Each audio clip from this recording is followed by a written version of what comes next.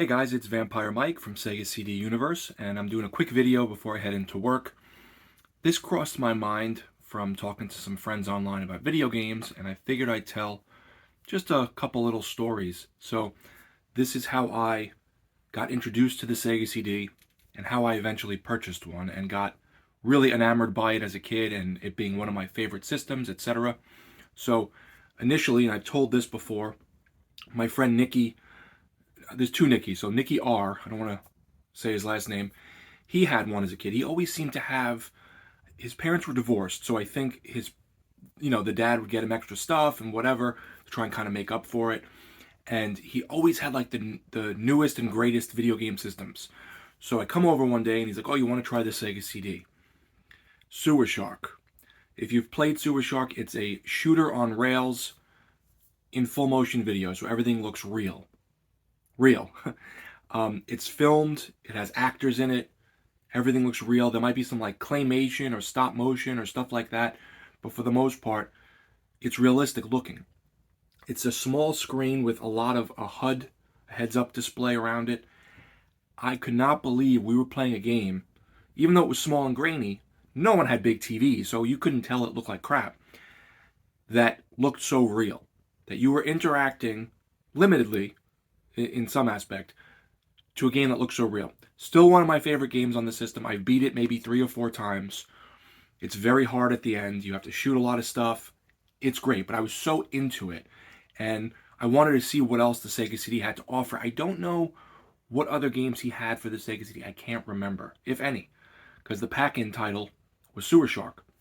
Fast forward, I don't know how long after that, I have another friend, Nicky, Nicky M, just happens to be the same name. I'm in his apartment with him and his parents, and we're playing video games, and he has Pop Full Mail, Vey, Lunar 1 and 2, Three Ninjas. He has all these really cool Sega CD games, and I'm, again, really into it. At this point, I think the Sega CD had already died.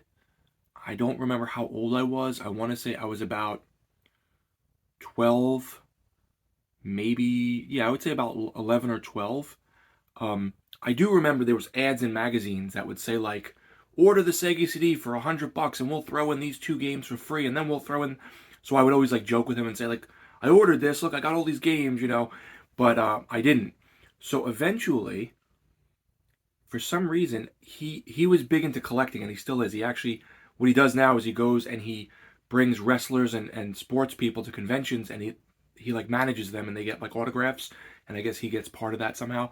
So anyway, my boiler went off. Anyway, point being, I eventually traded him, I think, a bunch of maybe sports cards or basketball cards, something, autographs, and he gave me all of his games. And I think maybe his system as well. I don't remember, because I have like 3 Sega CDs now. So I have all the awesome RPGs and hard-to-find games because of Nicky, for the most part. I had to eventually buy Snatcher and Kyo Flying Squadron, but they were much, much cheaper when I bought them. Now they're astronomical. But all those RPGs came from him. And I've told this story before. He wanted, I want to say it was Echo the Dolphin for his birthday. And I went to Toys R Us and went to get it for him, and they didn't have it. And I ended up coming home with Mansion of the Hidden Souls, which is a first-person sort of on-rails, not point-and-click, but horror game, where you're trying to find your sister who has been kidnapped or whatever, and she's in this mansion, and there's all these little puzzles, sort of like Myst or D, really more like D, but not as scary, but creepy. And he was like, "Oh, what's this?" And you could tell he was like a little let down. He didn't get Echo the Dolphin, but we thought the game was so creepy as kids, and we were walking through the mansion and trying to solve these puzzles. So those 2 games, Sewer Shark and Mansion of the Hidden Souls, always hold special places for me. So then, I can't remember exactly the order, I went to Toys R Us with my mother to get a Sega CD because they had been discounted, I think, so greatly. I don't know why I threw my box out or got rid of it, or maybe it got damaged, but I no longer have my original box. So anyhow, we go to Toys R Us, we get the Sega CD for something cheap, like $30 or $50, and they have games. I picked up Willie Beamish, which I used to eyeball so badly in the magazines. I would see the magazines and go, wow, you're playing a cartoon. I can't believe this. I really want to play this. I adore that game. That is a great point-and-click adventure. Horrible load times, but it's so fun. Up there for me with Rise of the Dragon.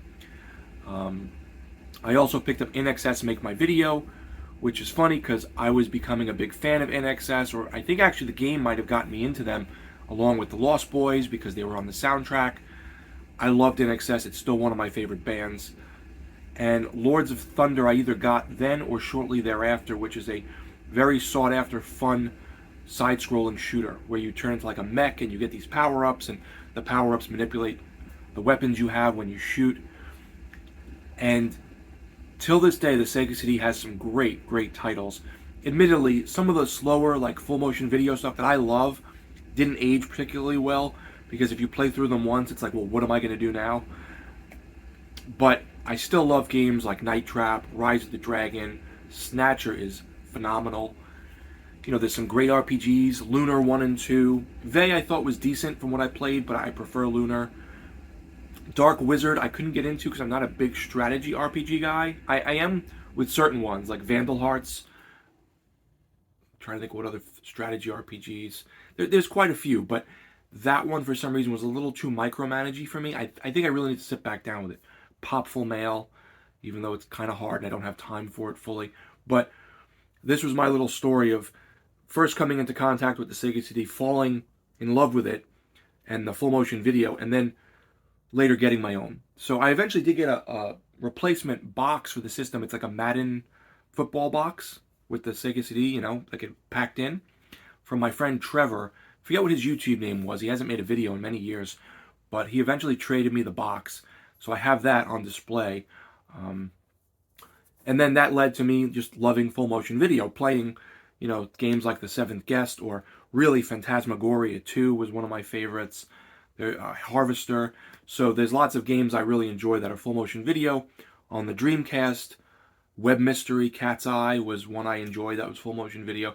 So really full motion video is that niche thing now that grew from my love for Sega CDs. So there's my rambling story about how I came across Sega CD, living in this little one-room apartment in the Bronx with my Sega CD in the corner and my little TV with all my games stacked up next to it, and, you know, going through them and kind of being in my own little world. So let me know, guys, of your favorite memories from the Sega CD when maybe you played it or had it or still have it and still play it.